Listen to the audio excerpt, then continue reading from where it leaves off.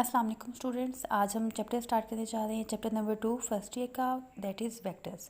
सबसे पहले तो हमें पता होना चाहिए कि वेक्टर्स होते क्या हैं। Vectors are actually physical quantities, these are the physical quantities. अब इनकी कुछ प्रॉपर्टीज़ हैं। अगर हम इन प्रॉपर्टीज़ को पॉइंट बाय पॉइंट याद कर लें तो हम कभी भी वेक्टर्स के बारे में भूलेंगे नहीं। Number 1 property, that these physical quantities are having magnitude, they are having magnitude. And number second property is that they are having direction also. Third thing is that to represent the magnitude we must have a number, and to count that number we must have a unit. So these are the 4 points that must be remembered for the definition of a vector. अगर हम इन सब चीज़ों को combine कर लें तो हम इस वेक्टर्स को इस तरीके से डिफाइन कर सकते हैं that vectors are the physical quantities which are having magnitude as well as direction. They can be represented by some specific number with some specific unit. अब इसकी एग्जांपल्स में काफ़ी सारी एग्जांपल्स सपोज हमारे पास आ सकती हैं, like force. Force is a vector quantity. Why? Because it is having the magnitude, it must have the direction. हमें पता होना चाहिए कि हम फोर्स लगा रहे हैं तो वो उसका मैग्नीट्यूड हुआ. फोर्स किस डायरेक्शन में लगाई जा रही है, then it will be that the direction of the force. अब कितनी फोर्स लगाई जा रही है, that will be the number. और फोर्स को किस में एक्सप्रेस किया जाता है, obviously that is in newton. तो न्यूटन जो है वो फोर्स का यूनिट हो जाएगा. तो ये 4 चीज़ें अगर हम अच्छी तरीके से याद कर लें तो हम वेक्टर्स की डेफिनेशन को कभी भी नहीं भूलेंगे. अगर हम ग्राफिकली वेक्टर्स को डिफाइन करना चाहें तो graphically means we have to draw a graph. Suppose कि आपको फोर्स की जो वैल्यू दी गई है that is equal to 10 newton, और आपको बताया जाता है कि ये जो 10 न्यूटन है that is in the direction of east. आपको नंबर दे दिया गया, आपको यूनिट दे दिया गया, आपको क्वांटिटी का पता चल गया, और साथ में आपको डायरेक्शन भी पता चल गई कि ईस्ट की साइड पे है. तो इसके लिए सबसे पहले हम क्या करेंगे, सबसे पहले हम अपनी डायरेक्शंस को जो है वो मेंशन कर लेंगे. This is the east, this is west, ये साउथ है, और यहाँ पर आपके पास नॉर्थ आ गया. अब ग्राफिकल रिप्रेजेंटेशन के लिए सबसे पहले हमें क्या करना होगा कि हमें एक स्केल बनाना पड़ेगा. क्योंकि हम पेज के ऊपर ड्रा कर रहे हैं तो पेज के ऊपर 10 न्यूटन कैसे ड्रा किया जाएगा, तो इसके लिए ज़रूरी है, पेज के ऊपर तो हम लाइंस ड्रा कर सकते हैं सेंटीमीटर्स में, मिलीमीटर्स में. तो ज़रूरी है कि पहले आप 10 न्यूटन को स्केल देकर सेंटीमीटर में कन्वर्ट करें. हमारा स्केल हम ये मेंशन कर लेते हैं कि जी स्केल के हिसाब से हमारा जो 1 सेंटीमीटर है that is equal to 2 newton. तो इसी हिसाब से अगर आपके पास 5 सेंटीमीटर होंगे तो ये आपके पास 10 न्यूटन के बराबर हो जाएगा. Now you have to start from the very region. यहाँ से आप स्टार्ट करेंगे. 10 न्यूटन फोर्स रिप्रेजेंट करनी है, मतलब कि 5 सेंटीमीटर की लाइन ड्रॉ करनी होगी, और ये 5 सेंटीमीटर की लाइन ड्रॉ की in the direction of the east. तो ये जो 5 सेंटीमीटर है ये शो करेगा आपके पास 10 न्यूटन की फोर्स को in the direction of east. तो ये जो यहाँ से लेकर यहाँ तक का आपने एक वेक्टर ड्रा किया है, ये लाइन लेंथ मैग्नीट्यूड शो कर रही है, और ये जो एरो हेड है this is giving the direction. तो ये जो एरो आपने ओरिजिन से लेकर इस पॉइंट तक ड्रा किया है of the length of 5 centimetre, it is actually representing a force of 10 Newton in the direction of the east. So this is actually the graphical representation of the vector. अगर आप vector को वैसे symbolically represent करना चाहते हैं, जैसे कि मैंने अभी यहाँ पे फोर्स लिखा, तो यहाँ ये this is a symbolic representation of the vector. तो इसके लिए भी आपके पास कुछ ऑप्शंस हैं, जैसे कि सिंबल फोर्स के लिए हम F यूज़ करते हैं. अब इसके काफ़ी तरीके हैं कि आप फोर्स को या तो आप थोड़ा सा बोल्ड फेस कर दें तो भी ये एक सिंबॉलिक रिप्रेजेंटेशन है. अगर नहीं तो आप सिंपल F लिखें फोर्स के लिए, इसके ऊपर एरो हेड लगा दें, so it will be the symbolic representation of the force. अगर ऐसा भी नहीं तो फोर्स के नीचे लाइन लगा दें, that will also be the symbolic representation of the force. तो अभी तक हमने जो भी देखा that vectors are the physical quantities and these physical quantities must have magnitude as well as the direction. For the representation we must need a number with some specific unit. Simple example, force. आपके पास और भी examples हो सकती हैं, velocity हो सकती है, acceleration हो सकती है, और भी काफ़ी सारी एग्जांपल हैं. मैंने सिंपली एक छोटी सी एग्जांपल यूज़ की है फोर्स की, और हमने सपोज कर लिया दैट हम इसको रिप्रेजेंट कैसे करेंगे. तो इसके लिए मैंने एक एग्जांपल ली है कि suppose force is of 10 Newton and that is applied in the direction of the east. तो उसके लिए सबसे पहले आप डायरेक्शंस मेंशन कर लें, स्केल प्रोवाइड करें और स्केल के अकॉर्डिंग आप जो है वो लाइंस ड्रा करेंगे तो ये एक एरो की तरह की चीज़ आपके पास आ जाएगी। And this is actually the vector representation, that is graphical representation of the vector. यहाँ पे हमने फोर्स के वेक्टर को ग्राफिकली रिप्रेजेंट कर दिया है and that is represented by a line of 5 centimetre in the direction of the east. ये आपके पास ये जो पार्ट है ये सारा आपके पास आ जाएगा इसका ग्राफिकल रिप्रेजेंटेशन का। अब नेक्स्ट थिंग जो this is the first type of the representation, और सेकंड पार्ट जो रिप्रेजेंटेशन का है that is the symbolic representation. Symbolic representation, this means that you just have to give a symbol to the vector. Suppose जैसे मैंने force के लिए F लिया है और आपकी बुक्स में जो टेक्स्ट बुक्स में है ये फोर्स के लिए F ही लिया जाएगा, तो F को आप बोल्ड फेस कर दें तब भी इसका मतलब हुआ कि आपने कंप्लीट वेक्टर की बात की है, सिर्फ उसके अकेले मैग्नीट्यूड की बात नहीं की। या फिर आप फोर्स के ऊपर एरो हेड लगा दें तब भी आप वेक्टर की ही बात करेंगे, यहाँ पर आप F के नीचे लाइन लगा दें तब भी आप वेक्टर की ही बात कर रहे हैं। So we just have covered the definition of the vectors, its graphical representation and its symbolic representation. अब आप 9th-10th में आप पहले ही पढ़ चुके हैं कि अगर आपके वेक्टर एडिशन के जो सिंपल मेथड है that is head to tail rule. इसके लिए मैं सपोज के दो वेक्टर्स हम लेते हैं, this is the vector A and this is the vector B. ये दो वेक्टर्स जो हैं ये हमने ले लिए हैं। अब मैं चाहती हूँ कि मैं इनको ऐड कर दूँ, तो सिंपल तरीका ये है कि इसको हेड टू टेल रूल के अकॉर्डिंग ऐड करने का, स्केल वगैरह एडजस्ट कर लें और जिस तरह आप ए को ड्रा कर रहे हैं वैसे ही ए को ड्रा करें, लेकिन बी को आपने इस तरीके से ड्रा करना है कि बी का जो टेल है that must join with the head of the ए। तो ये आपने बी का टेल जो है वो ए के हेड के साथ ज्वाइन कर दिया। This is the vector A and this is the vector B.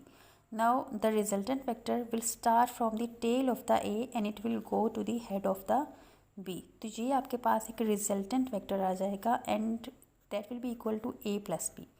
This means that the resultant vector is actually the combined effect of the two vectors to be added.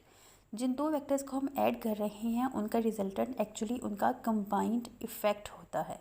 So this is just a simple head to tail rule. ये आप 9th-10th में बहुत तफसील के साथ पढ़ चुके हैं, लेकिन अभी हम इनको इसलिए दोहरा रहे हैं, इसलिए रिपीट कर रहे हैं बिकॉज़ ये हमें अपने नेक्स्ट टॉपिक में जो है वो बहुत ज़्यादा हेल्पफुल होने वाला है। Now our next topic is to find out the rectangular components of the vector. चलिए जी, नेक्स्ट थिंग, अभी हमने वेक्टर्स की डेफिनेशन देखी, हमने देखा कि वेक्टर्स को सिंपली ऐड कैसे करते हैं by head to tail rule. अब हम आ रहे हैं नेक्स्ट पार्ट पे, that is rectangular components of a vector. इस टॉपिक को कंप्लीट स्टार्ट करने से पहले आपको पता होना चाहिए कि कंपोनेंट्स ऑफ अ वेक्टर क्या होते हैं। Components means parts of a vector. But components के लिए अगर हम इसकी कंप्लीट डेफिनेशन देखना चाहें then these are the effective parts of the vector in a given direction. Components means effective parts in a given direction. अब suppose for example कि आपके पास वेक्टर ए मौजूद है, this is the vector A. अब मैं चाहती हूँ कि इसके रेक्टेंगुलर कंपोनेंट्स जो हैं वो ड्रा किए जाए, तो कंपोनेंट्स का तो पता चल गया that is the effective parts in a given direction, but what is about the rectangular the word जहाँ पर भी आएगा this means that now we are dealing with an angle of 90 degree. This means that effective parts of a vector, but these effective parts are at the angle of 90 degree with each other. तो इसके लिए सबसे पहले हमें क्या करना पड़ेगा, सबसे पहले हमें ये करना पड़ेगा कि ये जो गिवन वेक्टर है इसकी बेस जो इसका टेल है इसके हिसाब से आपको एक कार्टेशियन कंपोनेंट सिस्टम जो है वो ड्रा करना पड़ेगा। This is the x axis and this is y-axis. Now next step is to drop a perpendicular from the head of the vector on the x-axis. तो ये पॉइंट आपके पास आ गया। Now from the tail of the vector to this point of the perpendicular on the x-axis we have to draw a vector. Now this vector is totally along the x-axis, so we will call it as the x component of the vector A or AX. This is the effective part of the vector A along the x-axis. Now we are having another vector that starts from the head of the x component to the tail of the original given vector. Now we are having this vector, and this vector, you can see this vector is parallel to the y-axis, so we will call it the y component of the vector A. Now you can clearly see that here we are having an angle of 90 degree, that is between x component of the vector A and the y component of the vector A. Now for the mathematical representation, you can say that this A vector, that is actually equal to the sum of two vectors, and that is ax plus ay, or we can say that this A vector is actually sum of its x component vector plus y component vector. अब इन vectors को हम इनकी जो है वो unit vector की form में भी लिख सकते हैं. This is the vector A.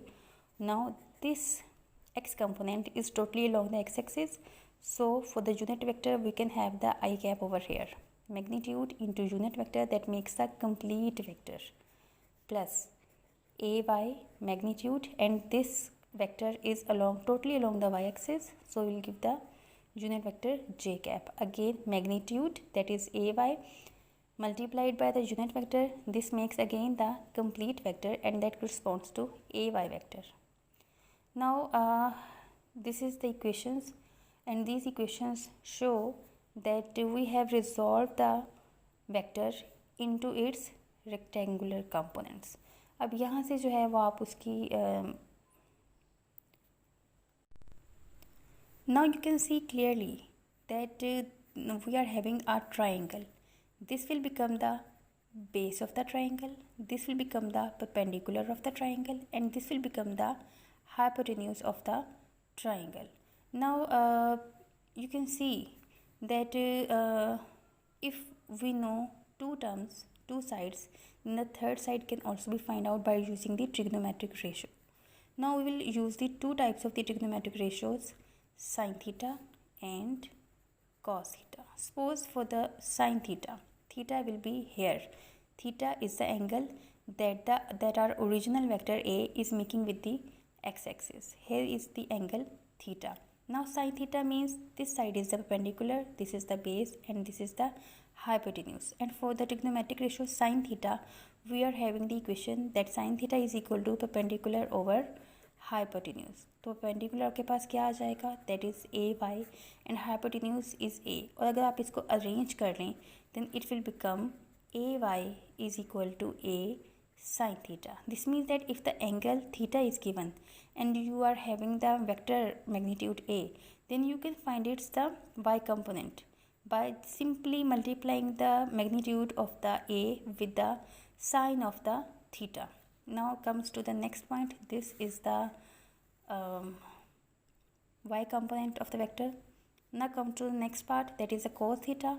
This is again a trigonometric ratio that is equal to base over hypotenuse, and base is from this figure, base is actually ax and hypotenuse is a. Now by rearranging this, we will get ax is equal to a cos theta. These are the equations just for the magnitudes. If you want to convert them into the vector form, then simply for the ay you have to multiply j cap over here as well as the j cap over here. दोनों side से multiply कर दें तो ये जो आपकी चीज़ है ये आपके पास इक्वेशन बन जाएगी. It will become A y vector is equal to A vector sine theta. For your easiness, same is the cases here. Simply vector के लिए आपको क्या करना पड़ेगा, एक्स का जो भी आंसर आ रहा है आप उसको आई कैप से मल्टीप्लाई कर दें, then you will get the A x vector form.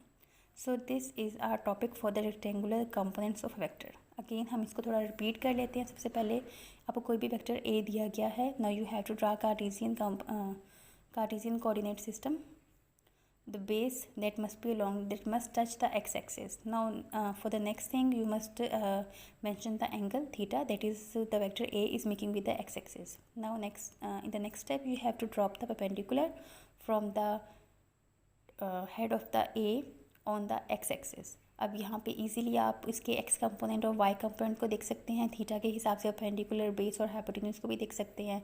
आप देख सकते हैं कि बिल्कुल ऐसा ही है कि जैसे ए एक्स और ए वाई को हमने हेड टू टेल रूल के अकॉर्डिंग जो है वो ऐड किया है और आपके पास रिजल्टेंट ए आया है। अब आप इसको इसके यूनिट वेक्टर की फॉर्म में भी एक्सप्रेस कर सकते हैं। Now next thing is to find out the y component of the vector and the x component of the vectors. Now you can see clearly that we are having the three sides. If the two sides of the triangle are given, then we can find out the third side by using trigonometric ratio.